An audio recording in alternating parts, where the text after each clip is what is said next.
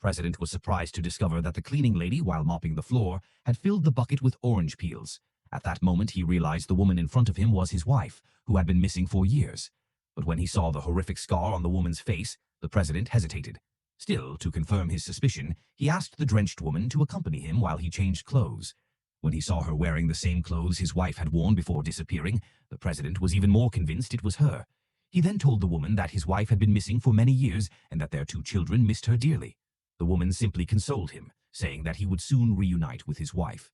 Just then, the son arrived and, seeing the scene, believed the woman was seducing his father. Without saying a word, he slapped her and shouted that the cleaning lady was nothing but a tramp. Seeing his son act so impulsively and rudely, the president was nearly driven to spit blood in anger. To teach his out-of-control son a lesson, he gave him a hard slap across the face. But that caused the son to hold a grudge. He never imagined that in 20 years his father had never hit him, and now he was doing it for a stranger. To take revenge on the woman, that same night he locked both mother and daughter in the basement, and in front of the woman, broke his sister's arms with a baseball bat. Desperate, the woman took her daughter to the hospital. The doctor said surgery was urgently needed or the girl would lose her hands. But the operation cost $30,000 and the woman didn't have the money. She then sold the ring she had worn for 20 years. The president soon received word and immediately recognized the ring. He had given it to his wife. It was one of a kind, with her name engraved on it.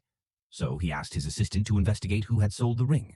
Meanwhile, the woman had asked everyone she knew for money and managed to gather a little over $10,000. She still needed $20,000 more.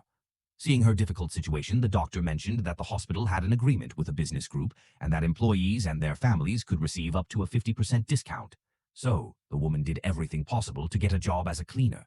The supervisor, seeing that she was dedicated and efficient during the trial period, notified her that she could proceed to the office to formalize her contract. The woman was overjoyed because, with that contract, she could get the discount for the operation. But as she left work with the signed document in hand, she was struck from behind and knocked unconscious. It turned out that the president's son still wanted revenge, thinking she had seduced his father. In public, he tried to strip her. The woman knelt, begging. Her daughter was still waiting for her at the hospital for surgery. Then the man understood why she had clung so tightly to that contract and came up with a new way to torture her. He demanded that she slap herself 1,000 times or he would destroy the contract. The woman thought of her daughter waiting in the hospital room, so without wasting a second, she began slapping herself. Very soon, the 1,000 slaps were done. But when she extended her hand, full of hope, the man changed his attitude. He mercilessly crumpled the contract and threw it into the pool.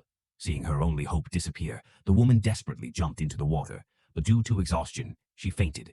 And just when she was on the brink of death, the president arrived in time.